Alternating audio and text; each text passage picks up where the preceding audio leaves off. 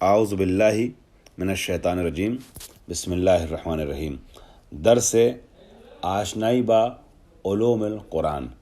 اب ہمارا درس مرحلہ دوم میں وارد ہو چکا ہے۔ میں نے گزشتہ درس میں کچھ کتابوں کا نام لیا تھا اور ایک مقدمہ پیش کر رہا تھا حالات کے تقاضوں کے تحت تحدی قرآن کے سلسلے میں، قرآن کے چیلنج کے سلسلے میں، لیکن وہ دونوں باتیں رہ گئی تھیں، لہٰذا پہلے تحدی والی بات میں نے ادھوری چھوڑی تھی، اس کو کسی حد تک مکمل کر دوں، پھر آؤں گا اور آنے کے بعد البیان کے بارے میں، البیان فی تفسیر علوم القرآن جو آخوئی کی ہے، اس کے بارے میں اگر وقت رہا تو آج کے جلسے میں کچھ بیان کروں گا۔ دیکھیے، میں عرض کر رہا تھا کہ ہمیں اپنا فرض ادا کرنا ہے، لیکن یہ ہے کہ قرآن کے اوپر ان وسیم لعنتی جیسے منافقین اور کافرین اور مشرکین کے حملے سے کوئی اثر نہیں پڑنے والا ہے۔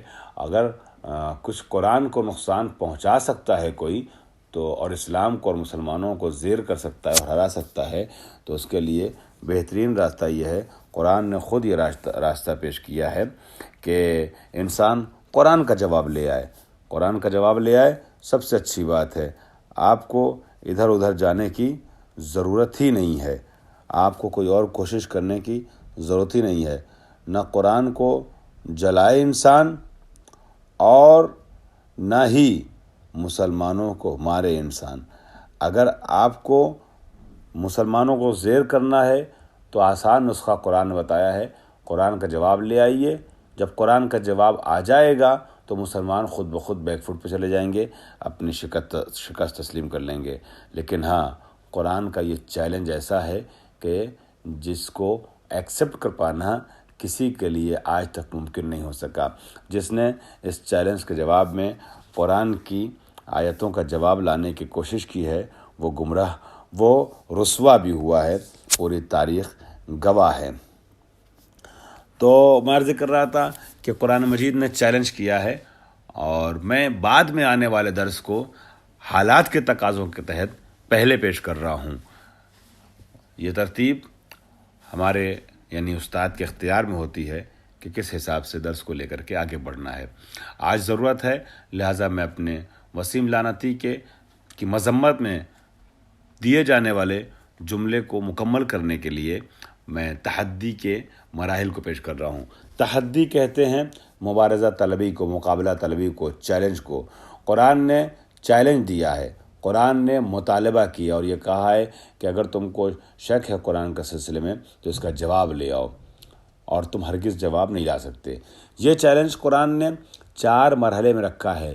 بڑے چیلنج سے چھوٹے چیلنج تک قرآن آیا ہے، مگر آج تک قرآن کے کسی بھی چیلنج کا جواب نہیں آ سکا۔ وہ بڑے سے چھوٹے تک کیسے ہے؟ یعنی اللہ نے اپنے چیلنج کو محدود کیا ہے۔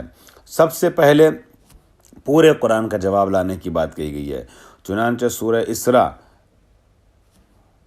میں اعلان ہوتا ہے، وہی سورہ اسراء جس میں معراج پیغمبر کا تذکرہ ہے۔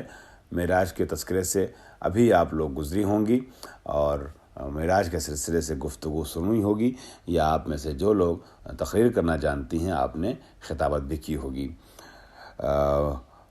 بسم اللہ الرحمن الرحیم، سبحان الذی اسریٰ بعبدہ لیلا من المسجد الحرام الی المسجد الاقصی الذی بارکنا حولہ۔ اسی سورہ اسراء میں خالق کائنات نے آیت نمبر 88 نمبر کی آیت میں پورے قرآن کا جواب لانے کی دعوت دیتے ہوئے ارشاد فرمایا، قل لئن اجتمعت الانس والجن علی ان یاتوا بمثل هذا القرآن لا یاتون بمثلہ ولو کان بعضهم لبعض ظہیرا۔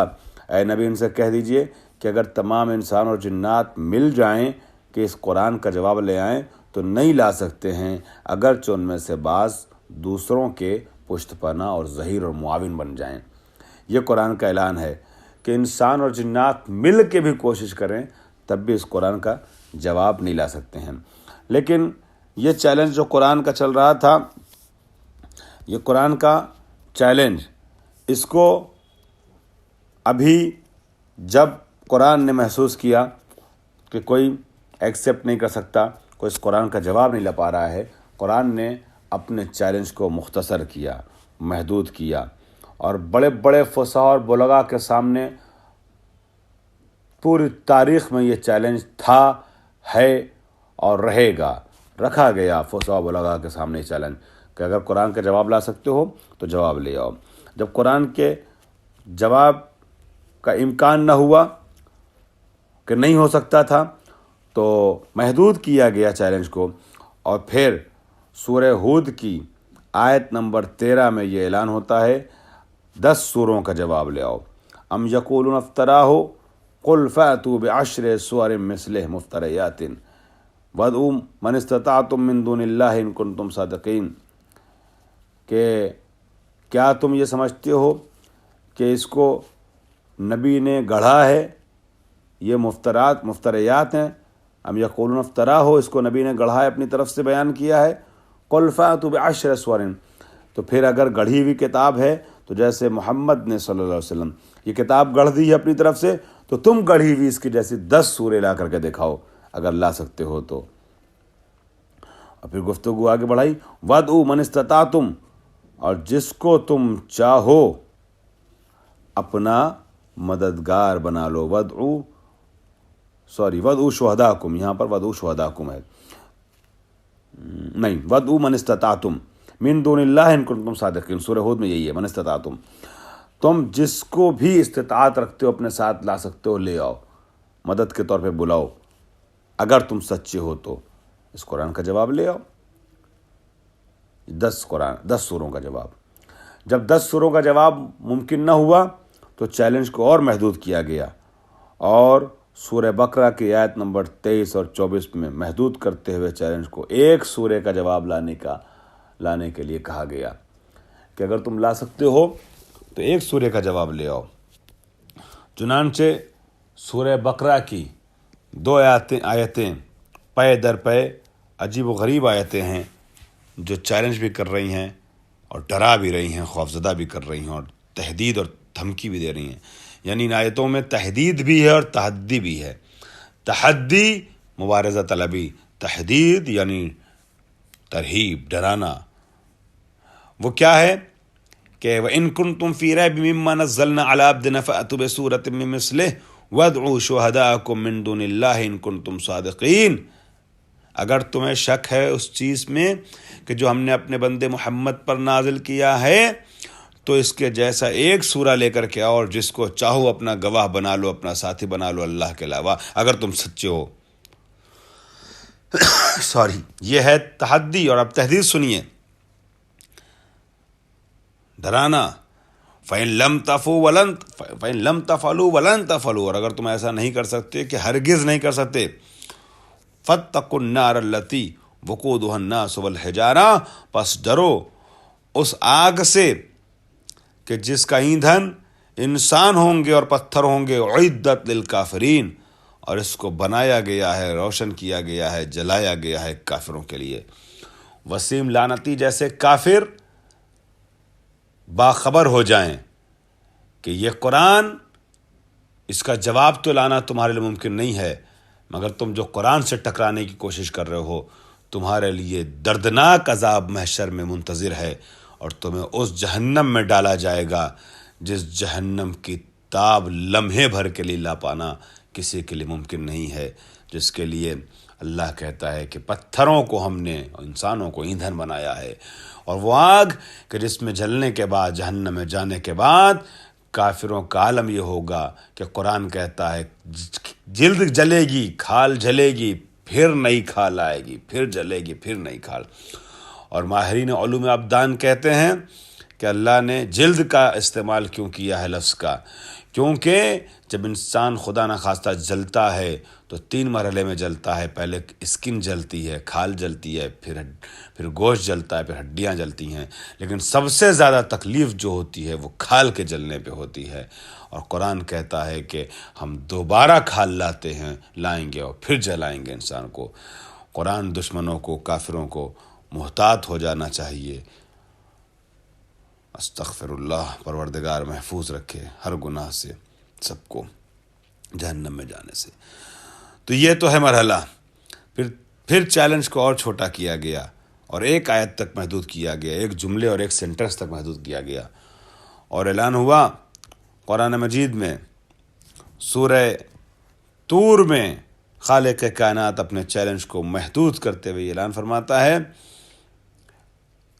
ام یقولون تقولہ بل لا یؤمنون فلیأتوا بحدیث مثلہ ان کانوا صادقین۔ میری خواہش آپ سے یہ ہے کہ آپ ہمارے اس آج کے درس کو ایک مجلس اور ایک تقریر میں تبدیل کیجئے، تھوڑے بہت مقدمے اور مضافات کے ساتھ، اور اپنی اپنی مجلسوں میں اس درس کو پیش کیجئے اور بیان کیجئے اور قرآن کی عظمتوں کو واضح کیجئے۔ اور میرا پیغام پہلے ہی دوسرے درس میں آپ سے یہ ہے کہ آپ سب کوشش کریں اہل سخن بننے کی، اہل زبان بننے کی، تقریر کرنے کی، شرمائے نہیں، اس لیے کہ آپ کو اللہ نے یہ ہنر دیا ہے، یہ صلاحیت آپ میں رکھی ہے، تبھی آپ کو توفیق ہوئی اور آپ کے والدین کی نیکیاں آپ کے کام آئیں کہ آپ نے مدرسے کا رخ کیا۔ تو اب مدرسے کا رخ جب کر لیا ہے تو مدرسے کا پیغام عوام تک پہنچانا آپ کی ذمہ داری ہے۔ مجھے نہیں معلوم کہ آپ میں سے کتنی لوگ تقریر کرتی ہیں، سخنرانی اور مجلس پڑھتی ہیں، مگر آپ سب مجلس کی پریکٹس اسی ملک ہندوستان میں کیجئے انشاءاللہ۔ ایران جا کر کے آپ کو اپنے علم میں بالغی پیدا کرنا ہے، تقریر کی پریکٹس وہاں آپ کو زیادہ نہیں مل سکے گی، یہاں تقریر کیجئے۔ اپنے وطن میں جب جائیں تو خواتین کا جلسہ کریں، جلوس کریں، خواتین کی مجلس کریں، خواتین کا درس رکھیں، زیادہ سے زیادہ ان مطالب کو آپ ان لوگوں تک منتقل فرمائیں۔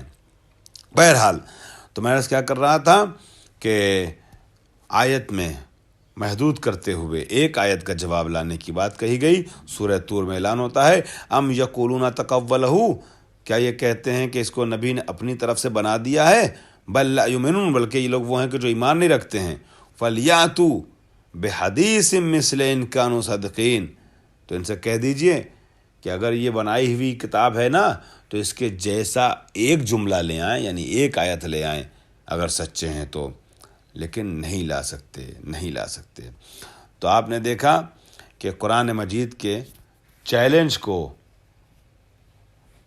4 مرحلوں میں پیش کیا گیا ہے، جواب لانے کے چیلنج کو، لیکن 1400 سال ہو گئے، آج تک جواب کوئی قرآن کے کسی ایک سورے اور ایک آیت کا نہیں لا سکا۔ یہ خود قرآن کی حقانیت کی دلیل ہے۔ اور 1400 سال میں جب بھی کبھی کسی نے کوشش بھی کی، جسارت بھی کی قرآن کا جواب لانے کے لیے، تو ہمیشہ اس کے اپنے حالی موالی اور جاننے والوں نے اس کا مذاق اڑایا ہے۔ مثلا آپ دیکھیں سورہ فیل کا جواب لانے کی کوشش کی گئی قرآن مجید میں، سورہ فیل میں معجزہ پیش کیا جا رہا ہے، تاریخ عبرتناک پیش کی جا رہی ہے، اس کا جواب لاتے ہوئے کیا کہتے ہیں؟ وہ جو سورہ فیل قرآن مجید میں ہے، الم تر کیف فعل ربک باصحاب الفیل، جواب لانے کی کوشش کرتا ہے بشر اور کہتا ہے الفیل ام الفیل، مسخرہ دیکھیے آپ، خود مسخرہ اڑا اس کا، اور شرمندہ اس نے اعتراف کیا کہ ہم نہیں لا سکے اس کا جواب۔ الفیل ام الفیل وما ادراک ما الفیل فیہ خرطوم طویل، الفیل ہے اور تم کیا جانو فیل، اور الفیل ہے اور فیل کیا، اور تم کیا جانو کہ فیل کیا ہے؟ فیل وہ ہے جس میں لمبا سا سونڈ ہوتا ہے۔ اب بتائیے کوئی آیت ہے؟ یہ کوئی کلام ہے؟ لمبا سا سونڈ ہوتا ہے، اس میں کیا میٹر چھپا ہے، کیا مطلب چھپا ہے؟ اور وہاں اللہ کے سورے میں زمین سے لے کے آسمان تک کے اعجازی مناظر کی منظر کشی ہے۔ بسم اللہ الرحمن الرحیم، الم تری کیف فعل ربک باصحاب الفیل، کیا تم نے دیکھا نہیں کہ اللہ نے اصحاب فیل کے ساتھ کیسا کیا؟ الم یجعل کیدہم فی تضلیل، ان کے مکر کو ذلت کی جال میں الجھا دیا۔ وارسل علیہم طیرا ابابیل، ان کے اوپر یعنی ابرہہ کے لشکر پر آسمان سے ابابیل کا لشکر بھیجا، ترمیہم بحجارۃ من سجیل، دیکھیے قافیہ بھی ہے، مقفع بھی ہے، مسجع بھی، اور کیا لحن ہے۔ اور یہ پرندے چھوٹے چھوٹے اپنی منقار سے ان کے اوپر پتھر بھیجتے تھے، پتھر پھینکتے تھے، پتھر کا نتیجہ کیا ہوا؟ فجعلہم کعصف مأکول، یہ چبائے ہوئے بھوسے میں تبدیل ہو گئے۔ یہاں فصاحت و بلاغت کا مرقع ہے، یہاں اعجاز ہے، یہاں تاریخ ہے، یہاں معجزہ ربانی پیش ہو رہا ہے، اور وہاں فالتو کی جو ہے وہ الفاظ تراشی جس میں خود مزاح چھپا ہوا ہے، مسخرے بازی ہے۔ تو اس طریقے سے لوگ رسوا ہوئے ہیں۔ انشاءاللہ آغائے خوئی کے البیان کے سلسلے میں پھر گفتگو ہوگی۔ واخر دعوانا الحمدللہ رب العالمین۔